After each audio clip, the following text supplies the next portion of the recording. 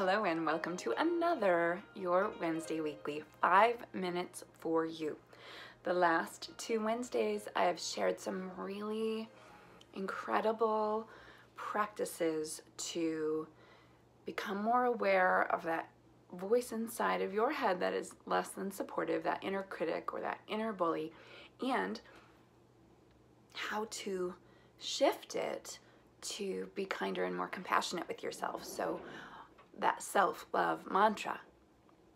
Now, I would love for you to expand on those practices if you have done them, and if not, go back and do them, because that voice in our head is either loving us through life's challenges or telling us that we'll never get through them.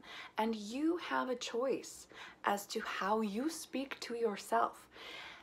And only if you're willing to become aware of how you're speaking to yourself and consciously and actively work on changing the tone into one that is loving and supportive.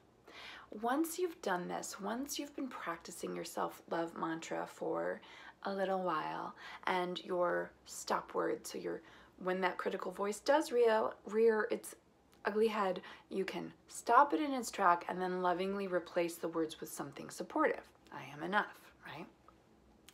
Now I want you to take 5 minutes today to look at what behaviors you are doing, what habits you currently have that do not support your overall wellness, your health and well-being, mental health, emotional health, and physical health. And maybe take a few minutes and write down some different behaviors that you could engage in that would support you on this journey of life. So for instance, if you have a behavior in the morning of picking up your phone and scrolling for the first 15, 20, 30, 45, 50 minutes of your day, does that help you? Does that support you? Is that a conscious way to start your day off feeling good? Or are you reading bad news? Are you getting sucked in? Do you suddenly realize an hour has passed and you could have worked out and had coffee and breakfast and reached out to 3 new clients or whatever? So look at those behaviors that are not supporting you, that are in fact sabotaging you, and see where you might shift them. So one of my clients did have a morning scroll habit, and I said, well, you don't have to stop. You don't have to stop, but could you set a timer for 15 minutes? And then no matter what, when that timer goes off, you get up and go and do your exercise.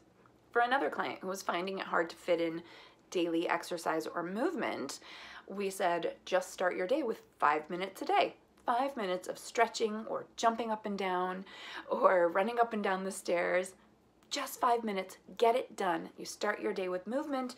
You have those biochemicals to support you in your happiness, in your mental wellness, and you feel good because you've accomplished something. It could be making your bed. Research shows that people who make their bed are more productive throughout the day. What healthy habits could you implement into your life this week? So take 5 minutes to look at your behaviors throughout the day, notice which ones support you and which ones don't, and then what you could do instead. This week, once you have the what you could do list, choose one thing. We don't want to overwhelm ourselves with change because it's too easy to go, oh, it's too much, I can't do it. We easily go into some overwhelm.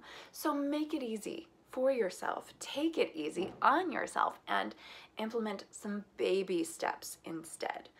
Choose one new behavior that you could implement, or one of those behaviors that you could tweak to be healthier. So, right, like you don't have to completely quit looking at your phone, but not for an hour, right? 10 or 15 minutes, maybe even 5.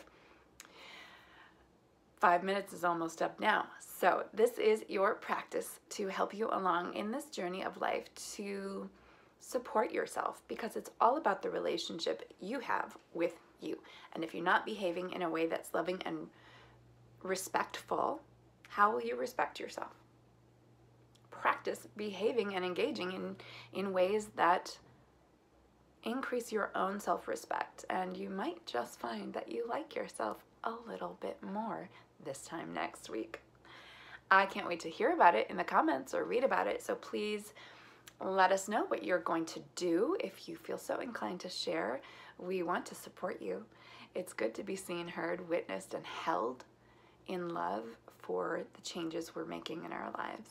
I've got your back. I know you have mine. I'm so grateful for you, and I'll see you again very soon. Bye.